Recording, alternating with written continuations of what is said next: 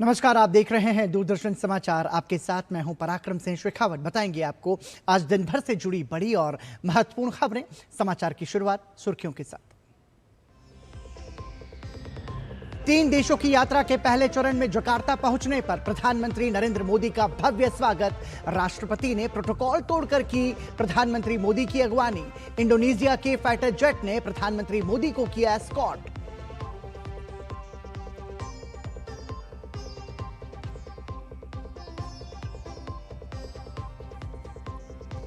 Doctor Shyama Prasad Mukherjee की 125वीं जयंती। देश भर में विभिन्न कार्यक्रमों का आयोजन। प्रधानमंत्री नरेंद्र मोदी ने दिया वीडियो संदेश। कहा, डॉक्टर मुखर्जी का जीवन एक विचार से जन आंदोलन तक की परिणति का प्रेरक।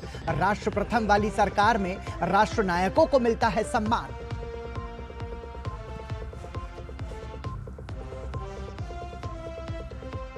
सहकारिता मंत्रालय का 5वां स्थापना दिवस। केंद्रीय सहकारिता मंत्री अमित शाह ने कहा, सहकारिता की आधुनिक और पारदर्शी व्यवस्था से बदल रही है राज्यों की तस्वीर।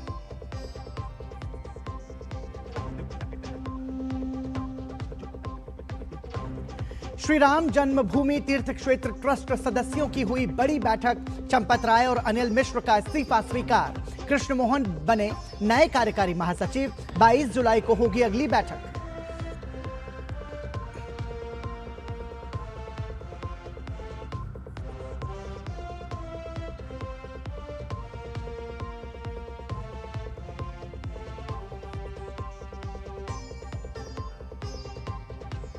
केंद्रीय मंत्री पीयूष गोयल ने लेदर निर्यातकों को राष्ट्रीय निर्यात उत्कृष्टता पुरस्कार से किया सम्मानित। पीयूष गोयल ने दिया गुणवत्ता, नवाचार और प्रौद्योगिकी पर जोर।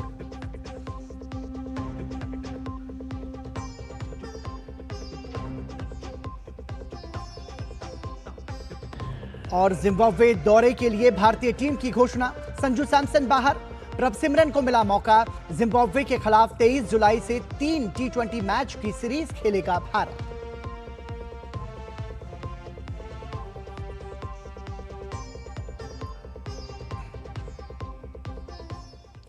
और सुर्खियों के बाद खबरों पर नजर विस्तार से। प्रधानमंत्री नरेंद्र मोदी इंडोनेशिया की राजधानी जकार्ता पहुंचे। अगवानी के लिए खुद राष्ट्रपति प्रबोवो सुबियांतो एयरपोर्ट पर मौजूद रहे। उन्होंने बड़ी ही गर्मजोशी के साथ प्रधानमंत्री का स्वागत किया। हवाई अड्डे पर ही प्रधानमंत्री को गार्ड ऑफ ऑनर दिया गया। जकार्ता में प्रधानमंत्री के अभिनंदन के लिए भारतीय समुदाय भी उत्साहित नजर आया। होटल पहुंचने पर वहां मौजूद जनसमूह ने बड़ी ही आत्मीयता के साथ प्रधानमंत्री नरेंद्र मोदी का स्वागत किया।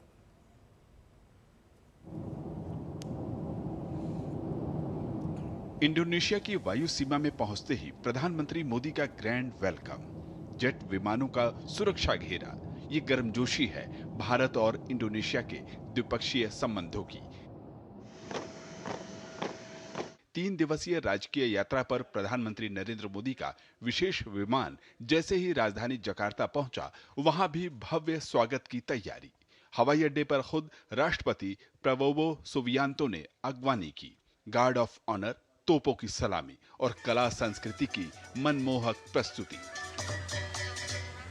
प्रधानमंत्री मोदी ने सोशल मीडिया प्लेटफॉर्म पर राष्ट्रपति प्रबोवो के साथ एक तस्वीर साझा की और उन्होंने लिखा कि जकार्ता पहुंच गया। मैं राष्ट्रपति प्रबोवो सुबियांतो के स्वयं हवाई अड्डे पर अगवानी के लिए आने से अभिभूत हूं। साल 2018 में हमारे संबंध समग्र रणनीतिक स्तर के बने, जिसने दोनों देशों के लोगों को फायदा पहुंचाया। इस यात्रा के दौरान मैं और राष्ट्रपति प्रबोवो सुबियांतो इस साझेदारी को विभिन्न क्षेत्रों में मजबूत करने को लेकर चर्चा करेंगे। मैं और राष्ट्रपति प्रबोवो सुबियांतो योग्याकार्ता में प्रम्बानन मंदिर परिसर का दौरा करेंगे। ये दोनों देशों के बीच सांस्कृतिक संबंधों को सुनिश्चित करता है। मैं भारतीय समुदाय के साथ बातचीत को लेकर भी उत्साहित हूँ। जकार्ता में भारतीय समुदाय के बीच भी काफी उत्साह नजर आया। होटल पहुंचने पर प्रधानमंत्री मोदी का गर्मजोशी से अभिनंदन किया गया। इस दौरान कला संस्कृति की झलक नजर आई। इंडोनेशिया में विशेष रूप से प्रसिद्ध रामायण की प्रस्तुति की गई। Actually, we perform from historical traditional Indonesia culture. This name is wayang kulit or puppet sado. This theme is Ramayana.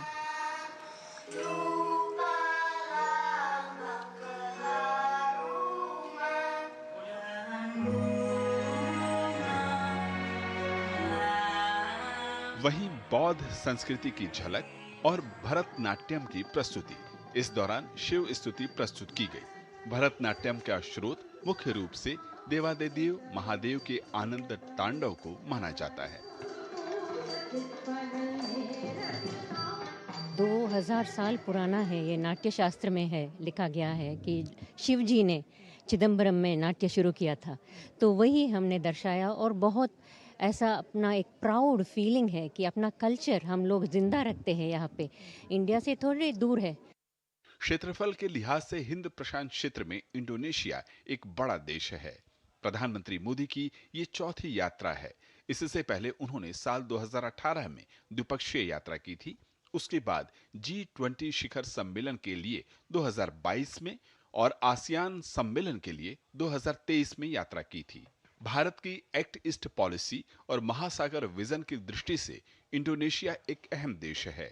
मुक्त एवं स्वतंत्र हिंद प्रशांत के भारतीय दृष्टिकोण को मजबूती देने में भी इंडोनेशिया की भूमिका महत्वपूर्ण है। ऐसे में प्रधानमंत्री की ये यात्रा सांस्कृतिक और ऐतिहासिक संबंधों के साथ नए आयामों को भी प्रगाढ़ करेगी। जकार्ता से आंचल गुलाटी के साथ ब्यूरो रिपोर्ट, डीडी न्यूज। प्रधानमंत्री नरेंद्र मोदी इंडोनेशिया की राजधानी जकार्ता पहुंच गए हैं। प्रधानमंत्री मोदी की अगवानी के लिए खुद राष्ट्रपति प्रबोवो सुबियांतो एयरपोर्ट पर मौजूद थे। उन्होंने बड़ी ही गर्मजोशी के साथ प्रधानमंत्री का स्वागत किया। हवाई अड्डे पर ही प्रधानमंत्री को गार्ड ऑफ ऑनर दिया गया। यह विशेष सम्मान दोनों देशों के आपसी ऐतिहासिक सांस्कृतिक रिश्तों की प्रगाढ़ता को दिखाता है।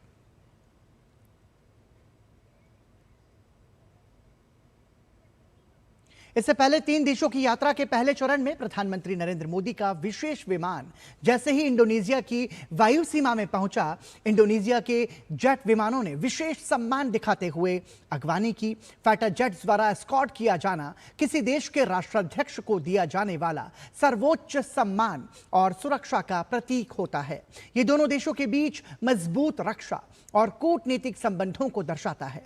प्रधानमंत्री मोदी 8 जुलाई तक इंडोनेशिया की यात्रा पर रहेंगे।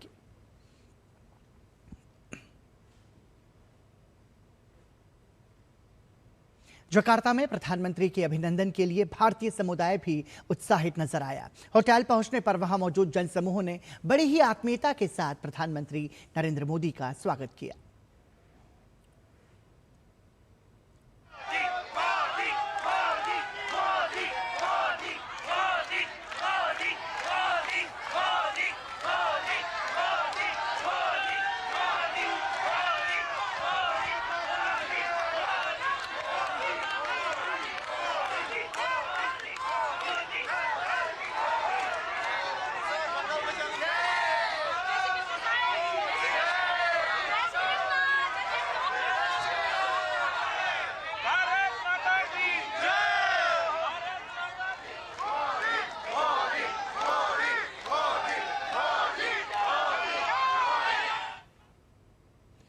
प्रधानमंत्री के स्वागत के लिए रामायण आधारित एक कठपुतली कला का प्रदर्शन किया गया। इसे Ganesh world cultural heritage preservation community के द्वारा प्रस्तुत किया गया।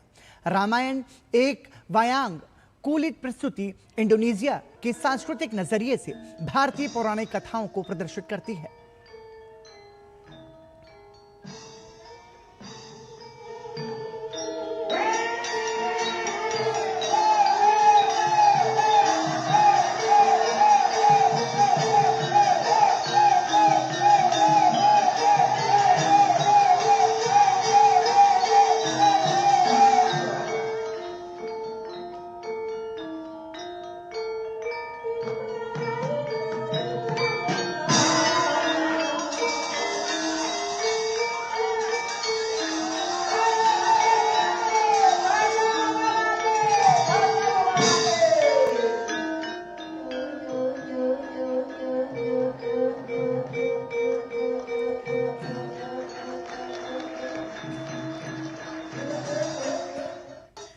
इंडोनेशिया के छात्रों के समूह ने शिव स्तुति को भरतनाट्यम शैली में प्रस्तुत किया।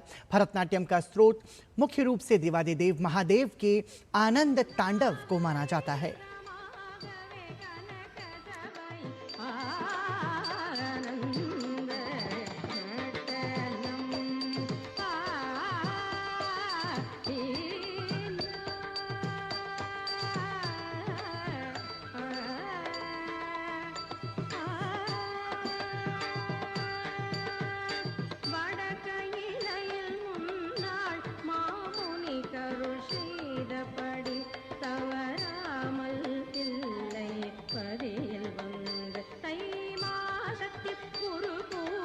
दिल पागल मेरा दिल तो तकी तकजम तकनम तारी कुम तारी दिल तकी तकजम तकनम तारी कुम तारी तदिनो दिमित दिता इस दौरान सांस्कृतिक सूत्रों के एक और महत्वपूर्ण सूत्र बौद्ध संस्कृति को भी प्रस्तुत किया गया। विहार धर्म रत्न द्वारा त्रिरत्न प्रदर्शित किया गया।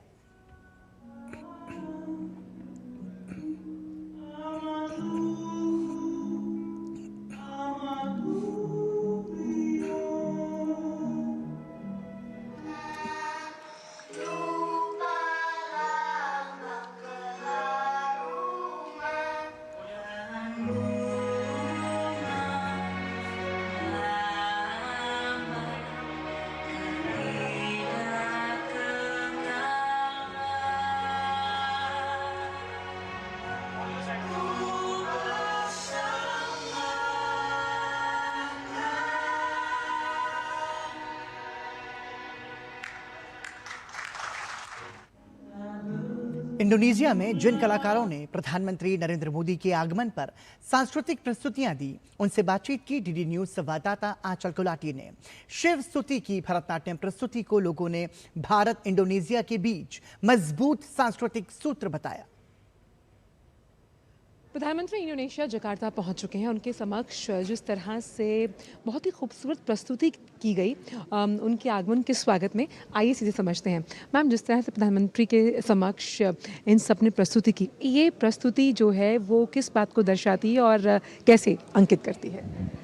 ये हमारी ट्रेडिशन इतना पुराना है, 2000 साल पुराना है। ये नाट्य शास्त्र में है, लिखा गया है कि शिव जी ने चिदम्बरम में नाट्य शुरू किया था, तो वही हमने दर्शाया। और बहुत ऐसा अपना एक प्राउड फीलिंग है कि अपना कल्चर हम लोग ज़िंदा रखते हैं यहाँ पे।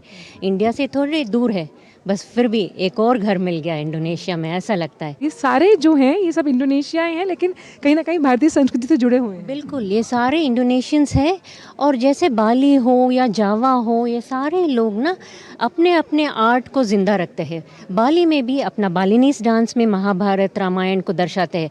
ये सारी कहानियाँ पता है इनको। We are so happy and proud we got this chance to perform Bharatanatyam in front of Modi ji. I'm so happy because I think it's the same like a Balinese dance. शास्त्रीय नृत्य जिस तरह से प्रधानमंत्री की आगमन उनकी आने की खुशी में यहाँ प्रस्तुत किया गया, आपने देखा कि जो कलाकार हैं वो इंडोनेशिया हैं लेकिन भारत से बहुत प्यार करते हैं। कैमरा पर्सन रमाकांत के साथ आंचल गुलाटी गुंबर, डीडी न्यूज़ के लिए सीधे जकार्ता से। वहीं रामायण की अनोखे अंदाज में प्रस्तुति देने वाले कलाकारों ने इसे गर्व और सम्मान का विषय बताया। प्रधानमंत्री इंडोनेशिया पहुंच चुके हैं और उनके आगमन की खुशी में सांस्कृतिक जो प्रस्तुतियां पेश की गई, उसमें वयांग कुलित, जो कि एक बहुत ही प्राचीन कला है जब हम बात करते हैं इंडोनेशिया की, उसका भी प्रस्तुतिकरण किया गया। ये इतनी खास क्यों है? उनके कलाकार यहाँ मौजूद हैं, सीधे उनसे समझते हैं। Namaste, welcome to Indonesia. Namaste. Namaste. Actually, we perform from historical, traditional Indonesia culture. This name is Wayang Kulit or Puppet Sado. This theme is Ramayana. So the story about Ramayana, and then we are a group and so excited and so happy because we can welcoming Modi ji come to Indonesia. So enjoy Indonesia. How India is connected to Indonesia culturally in a rich form. Okay, actually, I am very happy because we are so close. We are so good relation, not only in culture, also in everything. ये जो इनका प्राचीन कला का प्रस्तुतिकरण है, ये दोनों देशों को और करीब लेकर आता है और ये बताता है कि भारत की संस्कृति की छाप कहीं ना कहीं इंडोनेशिया पर साफ नजर आती है। कैमरा पर्सन रमाकांत के साथ आंचल गुलाटी गुंबर, इंडोनेशिया जकार्ता से। भारत और न्यूजीलैंड के बीच मुक्त व्यापार समझौते को लेकर दोनों देशों के आर्थिक रिश्तों को नई गति मिलने लगी है।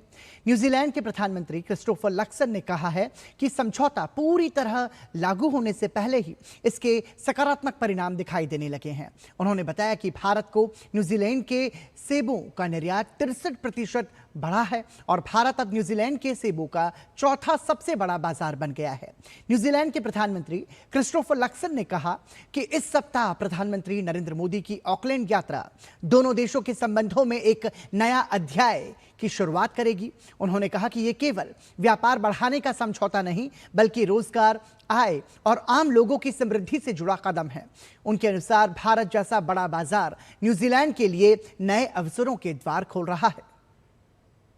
A free trade deal with India, and here's the thing, it's not even enforced yet and we're already seeing the benefits. This Friday Prime Minister Modi arrives in Auckland and it's the first visit by an Indian Prime Minister in over 40 years, and I think that just tells you how much momentum is actually behind this great relationship. Our exporters are already winning. Apple exports are already up 63%. I think on apples we've gone from India being our 7th biggest apple market to now our 4th in just 2 years. But at the end of the day, it's not really about tariffs or trade numbers. It's about the orchard worker being able to pick up some more shifts. It's about more money, therefore being able to be spent at a local cafe and the shops down the road. And most importantly, it's about you and your family being able to get ahead as a result. Now, every new market that we open is, I think, a door of opportunity for New Zealand. And there's a really big one right in front of us now. And we're going to make the absolute most of it so that we can build the future. प्रधानमंत्री नरेंद्र मोदी ने doctor Shyama Prasad Mukherjee की 125वीं जयंती के स्मरणोत्सव को संबोधित किया। कोलकाता में हुए कार्यक्रम से प्रधानमंत्री वर्चुअल माध्यम से जुड़े। प्रधानमंत्री ने कहा कि डॉक्टर मुखर्जी का जीवन एक विचार से जन आंदोलन तक की परिणति का प्रेरक है। उन्होंने भारत में एक वैचारिक आंदोलन को जन्म दिया। प्रधानमंत्री ने कहा कि पूरे बंगाल को पाकिस्तान का हिस्सा बनाने की तैयारी हो रही थी, तब डॉक्टर श्यामा प्रसाद मुखर्जी इसके खिलाफ डट गए। पूरे के पूरे बंगाल को ही भारत से अलग करने की साजिशें रची रही थी। तब डॉक्टर मुखर्जी इन साजिशों के सामने चट्टान बनकर खड़े हो गए। उन्होंने जनमत तैयार किया, राजनीतिक संघर्ष किया और यह सुनिश्चित किया कि पश्चिम बंगाल भारत का अभिन्न हिस्सा बना रहे। और तब डॉक्टर श्यामा प्रसाद मुखर्जी ने हुंकार भरी थी। उनके शब्द थे, कांग्रेस देश भाग कोरे छे, आमी पाकिस्तान के भाग कोरे छी।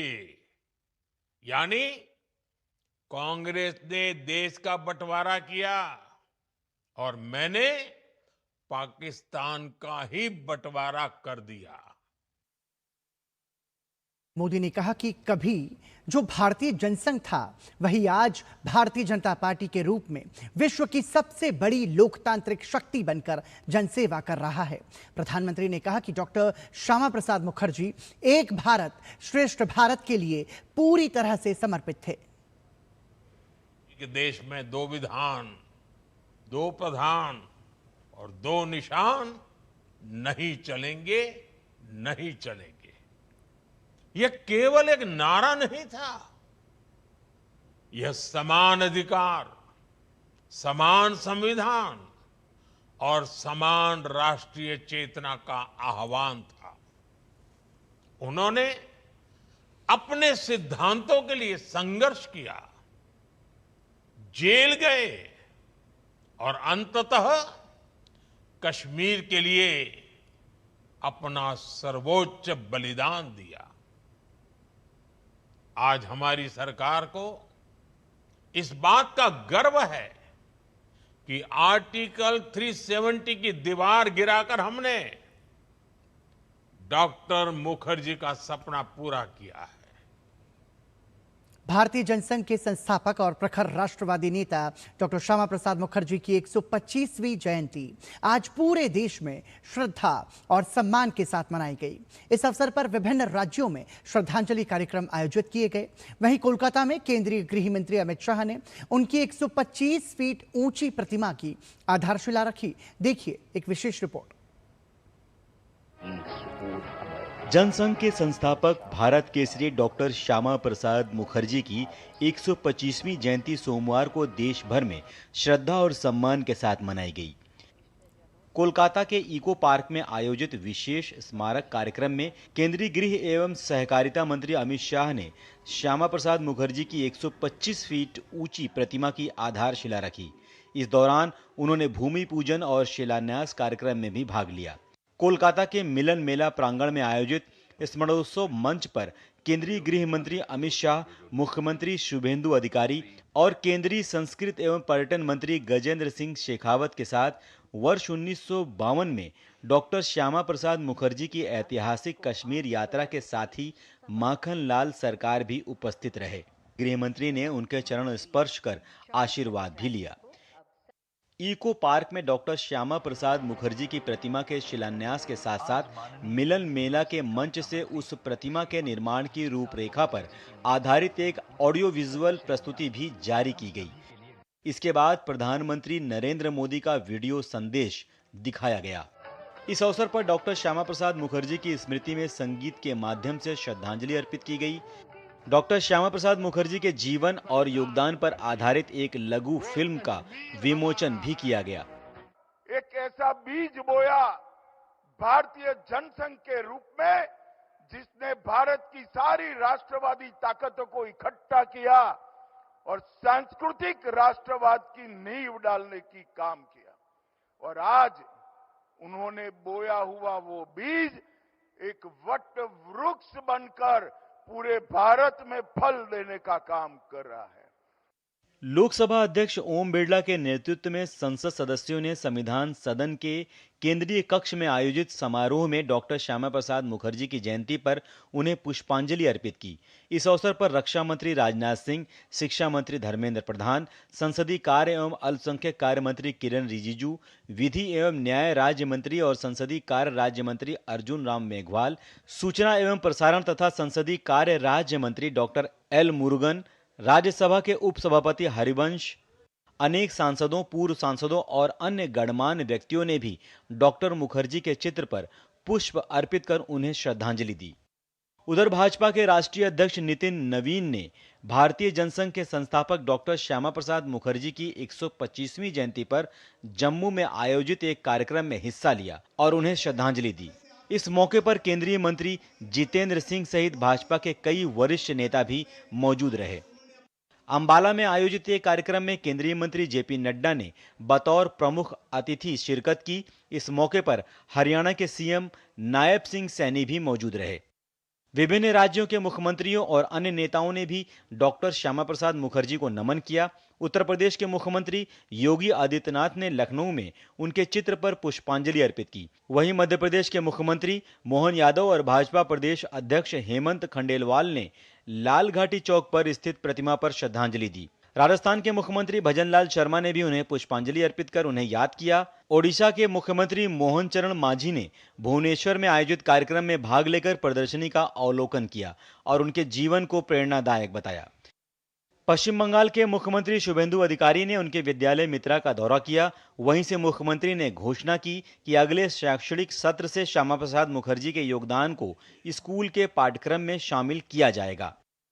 गौरतलब है कि संस्कृति मंत्रालय ने डॉक्टर श्यामा प्रसाद मुखर्जी की 125वीं जयंती के उपलक्ष्य में 2 दिवसीय राष्ट्रव्यापी समारोह की घोषणा की थी। इस अभियान का उद्देश्य राष्ट्रवाद, जनसेवा, शिक्षा, सांस्कृतिक चेतना और भारत की एकता के प्रति उनके योगदान को नई पीढ़ी तक पहुंचाना, साथ ही उनकी विरासत को संरक्षित करना है। ब्यूरो इनपुट के साथ सौरभ दत्ता की रिपोर्ट, डीडी न्यूज।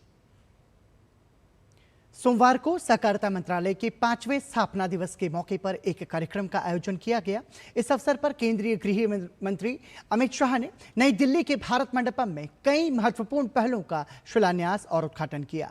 ये समारोह प्रधानमंत्री नरेंद्र मोदी के सहकार से समृद्धि के विजन और अमित शाह के नेतृत्व में आयोजित हुआ।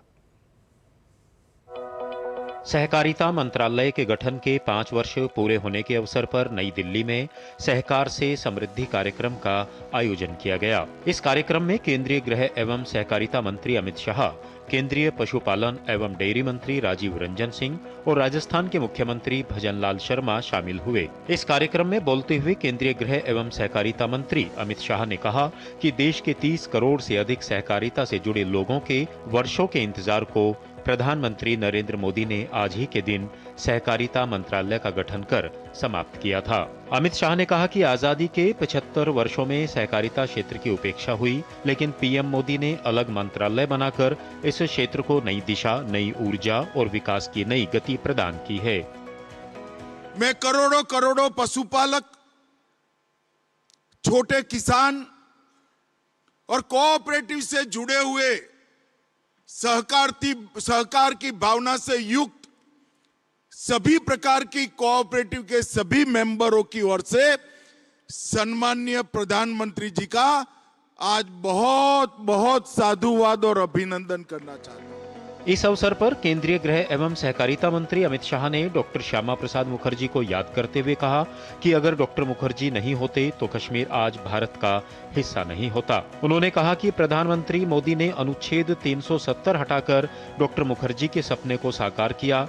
अमित शाह ने यह भी कहा कि डॉक्टर मुखर्जी के प्रयासों के कारण ही असम और पश्चिम बंगाल भारत का अभिन्न हिस्सा बने रहे। श्यामा प्रसाद मुखर्जी अगर न होते तो आज कश्मीर भारत का हिस्सा नहीं होता। यही वो महापुरुष थे जिन्होंने एक देश में 2 विधान, 2 प्रधान, 2 निशान नहीं चल सकते, न केवल वो आंदोलन की शुरुआत की, इसके लिए अपने प्राण भी न्यौछावर कर दिए। इस अवसर पर 2 प्रकाशनों का विमोचन भी किया गया, जिसमें पिछले 5 वर्षों की उपलब्धियों को दर्शाया गया है। देश भर में भंडारण क्षमता बढ़ाने के लिए 75,000 मीट्रिक टन क्षमता वाले 135 गोदामों का हस्तांतरण किया गया और 6 राज्यों में 47 नए गोदामों का शिलान्यास भी किया गया। कार्यक्रम के दौरान 50,000 पैक्स का ई-पैक्स में अपग्रेड किया गया, जो जमीनी स्तर की सहकारी संस्थाओं के डिजिटल सशक्तिकरण की दिशा में एक महत्वपूर्ण कदम है। अनुज यादव, डीडी न्यूज, दिल्ली। विकसित भारत 2047 के लक्ष्य को हासिल करने में भी सहकारिता क्षेत्र महत्वपूर्ण भूमिका निभाएगा। रेल मंत्री अश्विनी वैष्णव ने पूरी रेलवे स्टेशन के पुनर्विकास कार्य और भगवान जगन्नाथ की आगामी रथ यात्रा को लेकर रेलवे की ओर से की गई तैयारियों का निरीक्षण किया। इस मौके पर ओडिशा के मुख्यमंत्री मोहन चरण मांझी और भाजपा सांसद संबित पात्रा के अलावा कई वरिष्ठ नेता भी उनके साथ मौजूद रहे। इसके अलावा केंद्रीय रेल मंत्री ने भुवनेश्वर में नांदेड़ मुंबई एक्सप्रेस को हरी झंडी दिखाकर रवाना किया।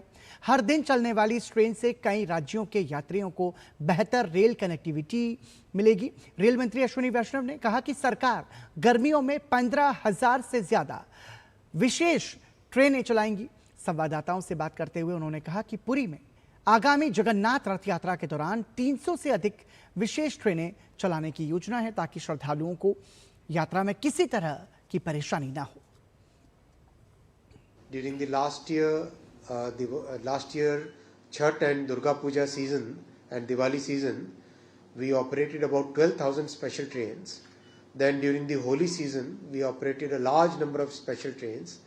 And the summer season, which has just completed on 30th June, we operated about 15,000 special trains. Now, we will be operating 300 plus special trains during the Rath Yatra of Mahaprabhu Jagannath Ji. And during Onam festival, we'll be running about 100 plus, more than 100 special trains. So this is a big effort from railways, effort from the central government, effort from Prime Minister Shri Narendra Modi ji to make sure that our citizens get affordable and safe services. We'll continue to work in that direction. तो सरकार का बहुत अच्छा उपराला है। अब इसके head से जगह नांदेड़ तक ज्वाइन की है, जो नहीं जा सकते सीनियर सिटीजन जो है उनके लिए बहुत सुविधा है। जो सफर था कई घंटों का अब कुछ ही दिन में कवर हो जाएगा, और जो लोगों को परेशानी आती थी उत्तराखंड के लोगों को, और जो माँ पूर्णा जी के जो दर्शनों को करना के लिए यहाँ मंदिर आना चाहते थे। अब वो जो दूरी होती है अब वो कुछ घंटों की रह चुकी है, तो इसके लिए भारत सरकार का बहुत बहुत शुक्रिया। ये पहली ट्रेन हैगी है ਜਿਹੜੀ उत्तराखंड तो महाराष्ट्र ਦੇ ਮਰਾਠਵਾੜਾ ਰੀਜਨ ਨੂੰ ਜੋੜਦੀ ਹੈ। ਇਸ ਤੋਂ ਪਹਿਲਾਂ ਕੋਈ ਇਹੋ ਜਿਹੀ ਟ੍ਰੇਨ ਨਹੀਂ ਸੀਗੀ ਤੇ ਬਹੁਤ ਹੀ ਵਧੀਆ ਮੌਕਾ ਹੈਗਾ ਇਹ ਟ੍ਰੇਨ। ਮੈਨੂੰ ਤਾਂ ਇਹ ਲੱਗਾ ਹਾਈਦਾ ਇਹ ਟ੍ਰੇਨ ਵੀਕਲੀ ਚੱਲਦੀ ਹੈ, ਲੇਕਿਨ ਮੈਨੂੰ ਲੱਗ ਰਿਹਾ ਕਿ ਜਿੰਨੀ ਇਹਦੀ ਡਿਮਾਂਡ ਰਹੂਗੀ, ਕਿਉਂਕਿ ਬਰੇਲੀ ਵੀ ਹੋ ਕੇ ਜਾਊਗੀ, ਮਥੁਰਾ ਵੀ ਕਨੈਕਟ ਕਰੂਗੀ, ਮੈਨੂੰ ਲੱਗ ਰਿਹਾ ਆਉਣ ਵਾਲੇ ਟਾਈਮ 'ਚ ਹੋ ਸਕਦਾ ਜੇ ਡਿਮਾਂਡ ਵਧੀ ਹੈ ਬਾਈ ਵੀਕਲੀ भी हो सकती है। उत्तर प्रदेश के अयोध्या में भव्य श्री राम मंदिर से चढ़ावा चोरी होने के विवाद के बाद श्री राम जन्मभूमि तीर्थ क्षेत्र ट्रस्ट की एक बेहद महत्वपूर्ण और गोपनीय बैठक आयोजित की गई। 3 घंटे से ज्यादा वक्त तक चली बैठक में ट्रस्ट में बड़ा बदलाव करने का फैसला किया गया। बैठक में चंपत राय और अनिल मिश्र का इस्तीफा स्वीकार कर लिया गया, जबकि कृष्ण मोहन को ट्रस्ट के कार्यकारी महासचिव की जिम्मेदारी दी गई है। गोविंद देव गिरी ने कहा कि ट्रस्ट के नियमों में प्रावधान है कि अगर कोई ट्रस्टी इस्तीफा देता है तो उसे स्वतः ही मान्य माना जाता है। इसी कारण चंपत राय और अनिल मिश्र का इस्तीफा स्वीकार हो गया है। हमारा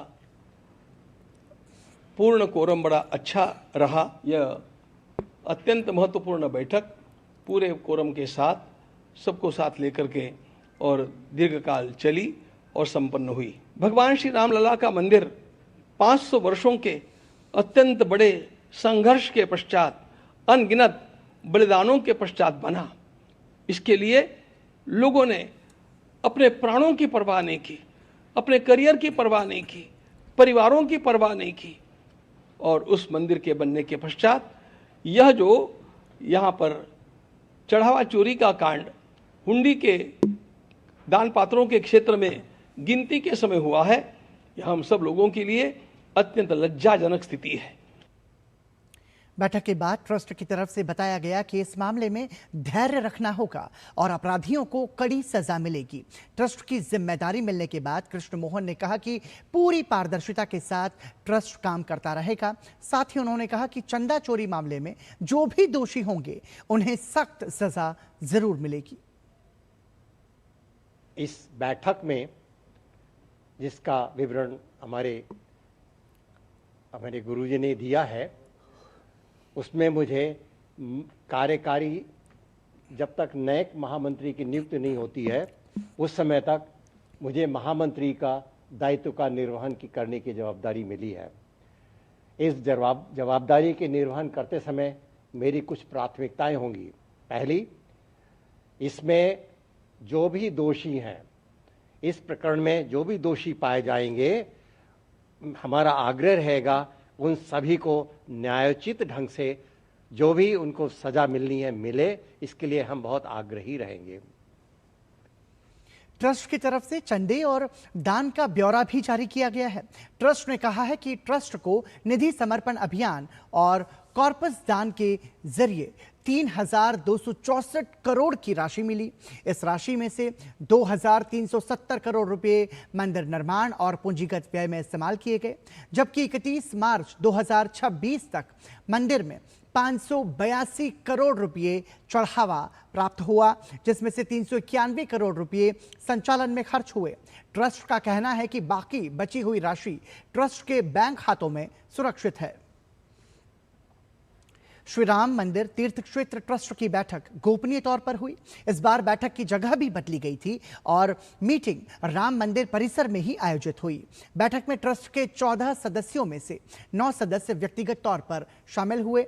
बैठक में अध्यक्ष महंत नृत्य गोपाल दास, कोषाध्यक्ष स्वामी गोविंद देव गिरी, शंकराचार्य स्वामी वासुदेवानंद सरस्वती और स्वामी विश्व प्रसन्न तीर्थ महाराज जैसे संत व्यक्तिगत रूप से मौजूद रहे, जबकि केंद्र और राज्य सरकार के नामित सदस्यों ने ऑनलाइन माध्यम से अपनी उपस्थिति दर्ज कराई। इस बैठक से ठीक पहले अयोध्या के संतों ने बड़ा और स्पष्ट संदेश दिया है। संतों का कहना है कि राम मंदिर केवल आस्था का प्रतीक नहीं बल्कि विश्वास और पारदर्शिता की भी पहचान है। दयानंद गिरी महाराज ने कहा कि राम की नगरी में न्याय होगा तभी आस्था और विश्वास दोनों अटूट रहेंगे। जो धांधली की बात यहाँ पे आई है, जांच चल रही है। जांच जो भी हो, जैसा भी जांच हो, चाहे पुलिस की जांच हो या सिटाई की जांच हो, इससे ऊंचे की जो भी जांच हो वो निष्पक्ष हो और जो दोषी हो उसको सजा मिलनी चाहिए। संतों के सख्त रुख और चंपत राय का इस्तीफा मंजूर होने के बाद अब 22 जुलाई को एक बार फिर से ट्रस्ट की बैठक होगी। ट्रस्ट का कहना है कि 22 जुलाई तक एसआईटी की जांच रिपोर्ट भी आ जाएगी। साथ ही कोषाध्यक्ष नरेंद्र देवगिरी ने कहा है कि जो अपराधी अब भी छिपे हुए हैं उन्हें भी खोजा जाएगा और दंड दिलाया जाएगा। और बढ़ते हैं आगे, आपको बता दें कि भारत के निर्यात क्षेत्र को नई ऊंचाइयों तक पहुंचाने और वैश्विक बाजार में भारतीय उत्पादों की प्रतिस्पर्धात्मकता क्षमता को सशक्त बनाने की दिशा में एक महत्वपूर्ण पहल के तहत काउंसिल फॉर लेदर एक्सपोर्ट्स ने वर्ष 2024-25 के नेशनल एक्सपोर्ट्स एक्सीलेंस अवार्ड्स का आयोजन किया।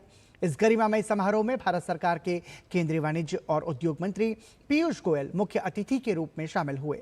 इस अवसर पर उन्होंने उद्योग जगत को गुणवत्ता, नवाचार, डिजाइन, प्रौद्योगिकी और निर्यात विस्तार पर विशेष बल देते हुए वैश्विक अवसरों का अधिकतम लाभ उठाने का आह्वान किया।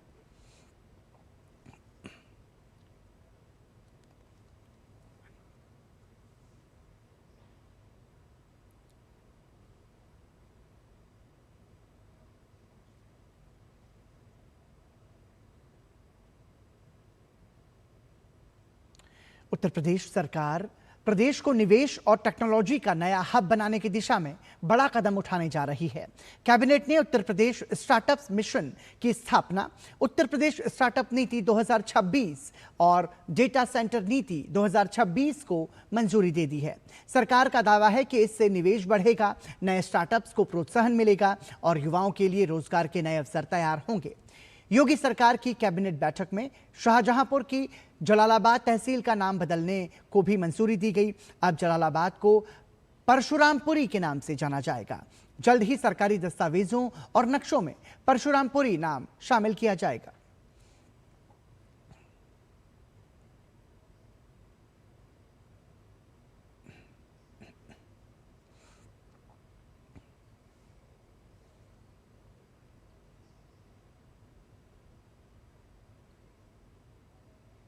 आज एक बहुत पुराना हमारी पौराणिक कथाओं में आदरणीय परशुराम भगवान परशुराम जी का जन्म स्थली जलालाबाद माना जाता है। शाहजहांपुर में हमारे ज़िले से ये प्रस्ताव गया था और ख़ास तौर से भारत सरकार ने उत्तर प्रदेश सरकार के प्रस्ताव पर अनापत्ति दे दी और आज मंत्रिपरिषद ने इसको सर्वसम्मत से अनुमोदित कर दिया है कि अब जलालाबाद का नाम परशुरामपुरी किया जाएगा। लखनऊ में हुई कैबिनेट बैठक में जो फैसले लिए गए उनमें किसानों और पशुपालकों के लिए भी बड़ी राहत की खबर है। जल्द ही पूरे प्रदेश में पशु बीमा सुरक्षा योजना शुरू की जाएगी।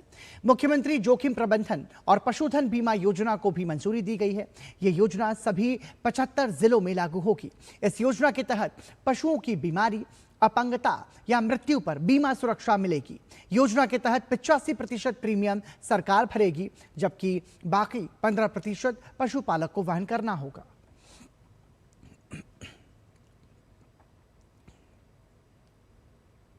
उत्तर प्रदेश सरकार ने श्रमिकों के स्वास्थ्य ढांचे को भी मजबूत करने के लिए बड़े फैसले लिए हैं। स्वास्थ्य सेवाओं को मजबूत करने के लिए अस्पताल बनाने का फैसला किया गया है। इसके साथ ही नया मेडिकल कॉलेज भी बनाने को मंजूरी दी गई है। सरकार अब गोरखपुर में 100 बेड का अस्पताल बनाएगी। साथ ही मुरादाबाद में भी 100 बेड का अस्पताल बनाया जाएगा। वहीं वाराणसी में ESIC मेडिकल कॉलेज बनाया जाएगा। वाराणसी में मेडिकल कॉलेज के लिए 13 एकड़ निःशुल्क जमीन दी जाएगी। मेडिकल कॉलेज में 50% सीटें श्रमिकों के बच्चों के लिए आरक्षित रहेंगी। इसके साथ ही सरकार ने उत्तर प्रदेश स्टार्टअप्स नीति 2026 और डेटा सेंटर नीति 2026 को भी हरी झंडी दे दी है। वहीं सरकार ने पदक विजेता खिलाड़ियों के लिए भी सीधे नौकरी की व्यवस्था की है। उत्तर प्रदेश सरकार ने अब लोक सेवा आयोग के बजाय सीधे नौकरी देने का फैसला किया है। ओलंपिक और पैरालंपिक में पदक विजेताओं को सीधे नौकरी दी जाएगी। एशियन गेम्स और कॉमनवेल्थ गेम्स में भी पदक विजेताओं को सीधे नौकरी दी जाएगी। सभी नौकरियां ग्रुप बी के तहत होंगी और सिल्वर या कांस्य पदक जीतने पर ही दी जाएंगी।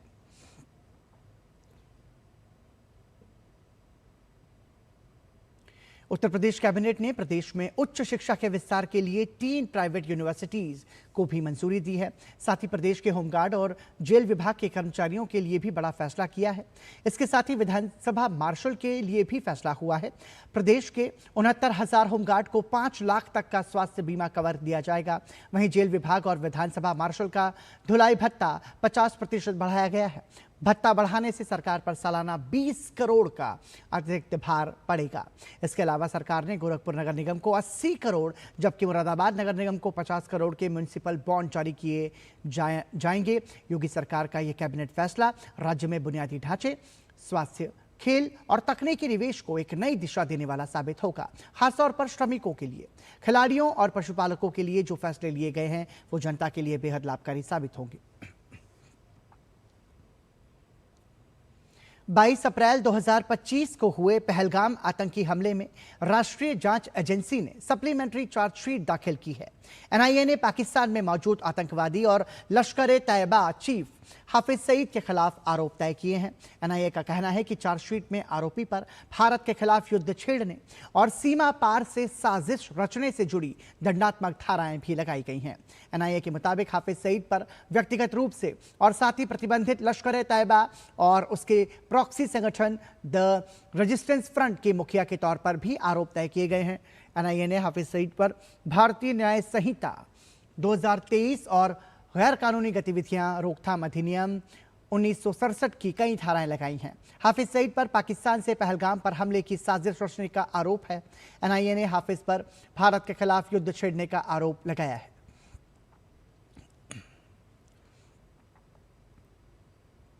हिंद महासागर में भारत की समुद्री ताकत 11 जुलाई को एक और बड़ी छलांग लगाने जा रही है। भारतीय नौसेना विशाखापत्तनम में प्रोजेक्ट 17A के तहत निर्मित छठे और अंतिम स्वदेशी स्टेल्थ फ्रिगेट महेंद्रगिरी को अपने बेड़े में शामिल करेगी। यह सिर्फ एक नए युद्धपोत का कमीशन नहीं बल्कि नौसेना के आधुनिकीकरण, समुद्री सुरक्षा और आत्मनिर्भर भारत अभियान की दिशा में एक महत्वपूर्ण उपलब्धि है। भारतीय नौसेना के वॉरशिप डिजाइन ब्यूरो द्वारा डिजाइन और Mazagon dock ship builders limited में निर्मित महेंद्रगिरी में 75% से अधिक स्वदेशी सामग्री का प्रयोग किया गया है। उन्नत स्टील्थ तकनीक, कम रडार सिग्नेचर और आधुनिक को-डॉग प्रोपल्शन सिस्टम इसे दुश्मन की निगाहों से बचते हुए लंबी दूरी तक तेज गति से अभियान चलाने की क्षमता देते हैं। ये मल्टी रोल स्टील्थ फ्रिगेट सतह, हवा और पानी के भीतर मौजूद खतरों से एक साथ मुकाबला करने में सक्षम है। इसमें सतह से सतह और सतह से हवा में मार करने वाली मिसाइल्स, अत्याधुनिक सेंसर, इलेक्ट्रॉनिक वॉरफेयर सिस्टम, पनडुब्बी रोधी हथियार और इंटीग्रेटेड कॉम्बैट मैनेजमेंट सिस्टम लगाए गए हैं। युद्ध अभियानों के अलावा यह समुद्री सुरक्षा, खोज और बचाव तथा मानवीय सहायता और आपदा राहत अभियानों में भी प्रभावी भूमिका निभाएगा। महेंद्रगिरी के कमीशन होने के साथ प्रोजेक्ट 17A के तहत निर्मित सभी 6 अत्याधुनिक स्टील्थ फ्रिगेट भारतीय नौसेना का हिस्सा बन जाएंगे। इससे पहले INS Nilgiri, INS Udaygiri, INS Himgiri, INS Taragiri और आईएनएस दूनागिरी नौसेना में शामिल हो चुके हैं। महेंद्रगिरी के शामिल होने के साथ ये महत्वाकांक्षी परियोजना एक महत्वपूर्ण मुकाम पर पहुंच जाएगी और भारतीय नौसेना की समुद्री मारक क्षमता को नई मजबूती मिलेगी। इसके साथ ही भारत स्वदेशी डिजाइन और निर्माण वाले आधुनिक स्टील्थ फ्रिगेट्स का पूरा बेड़ा तैयार करने वाले चुनिंदा देशों में अपनी स्थिति और मजबूत करेगा।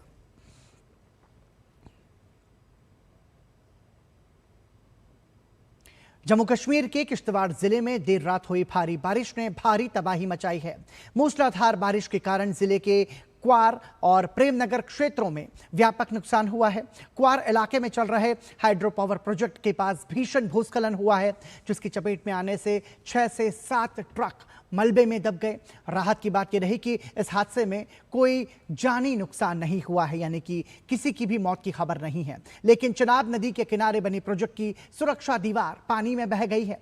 उधर प्रेमनगर क्षेत्र में बरसाती नाले में आए तेज उफान के कारण किश्तवाड़ जम्मू सड़क संपर्क पूरी तरह से टूट गया है। मार्ग पर भारी मलबा और बड़े बड़े पत्थर गिरने से कई यात्री वाहन रास्ते में ही फंस गए हैं, जिन्हें निकालने और रास्ता बहाल करने में प्रशासन जुटा है। मौसम विभाग की प्री मानसून अलर्ट के बीच प्रशासन ने लोगों से सतर्क रहने और अनावश्यक यात्रा से बचने की अपील की है। मध्य प्रदेश संशोधित वक्फ अधिनियम के तहत राज्य का नया वक्फ बोर्ड गठित करने वाला देश का पहला राज्य बन गया है। मुख्यमंत्री डॉक्टर मोहन यादव के नेतृत्व में 10 सदस्यीय बोर्ड का गठन किया गया है, जिसकी आधिकारिक अधिसूचना भी जारी कर दी गई है। नए बोर्ड के अध्यक्ष सनवर पटेल बनाए गए हैं। इसमें पहली बार 2 हिंदू सदस्य इंदौर के मनोज मालपानी और राघवगढ़ गुना के अनिमेश भार्गव को शामिल किया गया है। यह संशोधित वक्फ अधिनियम 2025 के प्रावधानों के तहत गैर मुस्लिम प्रतिनिधित्व का पहला उदाहरण माना जा रहा है। सरकार का कहना है कि यह कदम पारदर्शिता, जवाबदेही और व्यापक प्रतिनिधित्व सुनिश्चित करने के उद्देश्य से उठाया गया है। इस फैसले के साथ मध्य प्रदेश में वक्फ बोर्ड का पुनर्गठन राष्ट्रीय स्तर पर चर्चा का विषय बना हुआ है।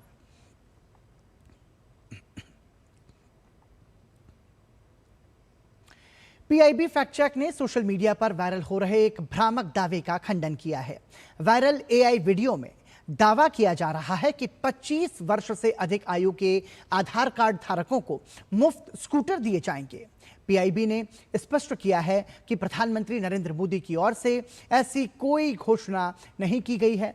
पीआईबी ने इस दावे को पूरी तरह से फर्जी बताते हुए लोगों से अपील की है कि वो ऐसी भ्रामक सूचनाओं पर विश्वास न करें और किसी भी जानकारी को साझा करने से पहले उसकी आधिकारिक स्रोतों से पुष्टि अवश्य करें।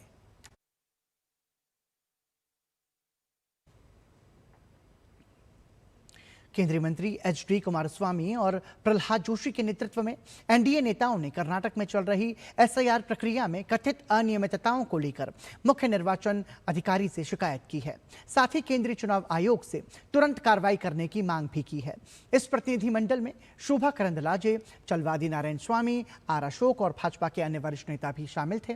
वहीं इस बैठक के बाद केंद्रीय मंत्री प्रहलाद जोशी ने कर्नाटक में कांग्रेस पर आरोप लगाते हुए कहा कि पिछले 7 दिनों से कई लोगों ने शिकायत की है, लेकिन राज्य सरकार ने कोई कार्रवाई नहीं की है।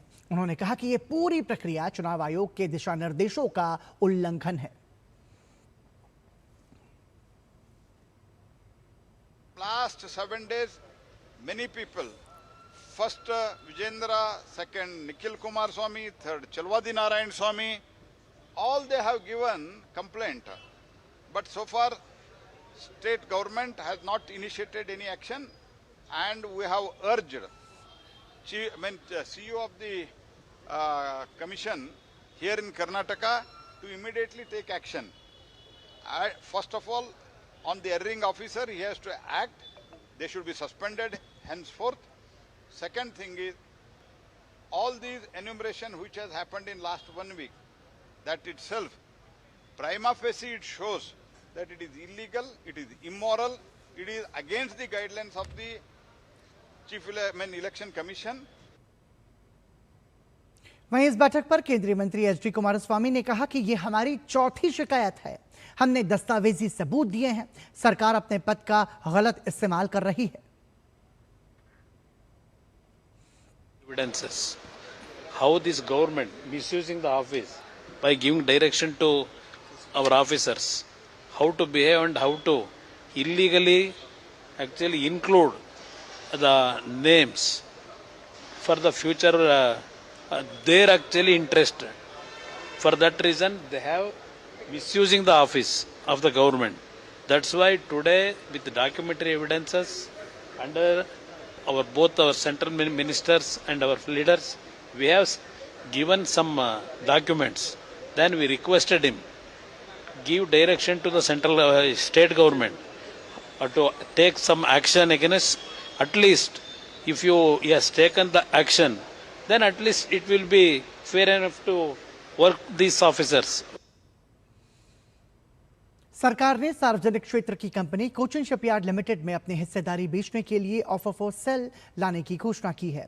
निवेश और लोक परिसंपत्ति प्रबंधन विभाग के अनुसार सरकार कंपनी की चुकता इक्विटी का 2.52% हिस्सा बेचेगी। अधिक मांग की स्थिति में समान हिस्सेदारी का अतिरिक्त 2.52% ग्रीन शू विकल्प के तहत उपलब्ध कराया जाएगा। सरकार ने ऑफर फॉर सेल का फ्लोर प्राइस 1,400 रुपये प्रति शेयर तय किया है। यह निर्गम 7 जुलाई को गैर खुदरा निवेशकों के लिए खुलेगा, जबकि खुदरा निवेशक 8 जुलाई को बोली लगा सकेंगे। ओएफएस के जरिए सरकार कोचिन शिपयार्ड में अपनी हिस्सेदारी का एक हिस्सा विनिवेश करेगी।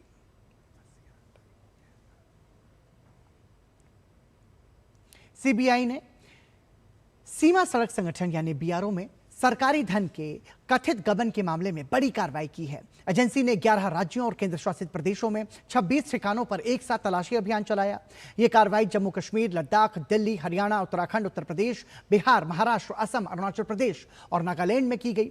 मामला लद्दाख में प्रोजेक्ट विजयक और प्रोजेक्ट योजक के तहत कैजुअल श्रमिकों की तैनाती और फर्जी श्रमिकों के नाम पर भुगतान जारी कर सरकारी धन के कथित दुरुपयोग से जुड़ा है। इस संबंध में रक्षा मंत्रालय की शिकायत और बीआरओ की आंतरिक जांच के आधार पर सीबीआई ने 4 एफआईआर दर्ज की हैं। एफआईआर में लेफ्टिनेंट कर्नल, मेजर और इंजीनियर रैंक के कुल 10 अधिकारियों के साथ कुछ निजी व्यक्तियों को भी नामजद किया है। इन पर सरकारी धन के गबन, धोखाधड़ी, जालसाजी, आपराधिक विश्वासघात, आपराधिक साजिश, भ्रष्टाचार और रिश्वतखोरी से जुड़े आरोप लगाए गए हैं। विश्व कप विजेता विकेटकीपर बल्लेबाज संजू सैमसन को इस महीने के आखिर में जिम्बाब्वे में होने वाली 3 मैचों की T20 सीरीज के लिए भारतीय टीम में जगह नहीं मिली है, जबकि चयनकर्ताओं ने पहली बार तेज गेंदबाज यश ठाकुर और अशोक शर्मा को चुना है। भारतीय टीम 23, 25 और 27 जुलाई को हरारे में जिम्बाब्वे के खिलाफ 3 T20 मैच खेलेगी। इंग्लैंड में चल रही 5 मैचों की T20 सीरीज के दूसरे मैच में सैमसन की जगह वैभव सूर्यवंशी को भारतीय टीम में चुना गया। सैमसन आयरलैंड के खिलाफ दोनों T20 और इंग्लैंड के खिलाफ पहले मैच में नाकाम रहे थे। उनकी जगह अजीत अगरकर की अध्यक्षता वाली चयन समिति ने पंजाब के विकेटकीपर बल्लेबाज प्रभसिमरन को भी पहली बार टीम में चुना है। तेज गेंदबाज मयंक यादव की 2024 के बाद टीम में वापसी हुई है। इसी के साथ समाचार में अभी के लिए इतना ही। दीजिए अनुमति। नमस्कार।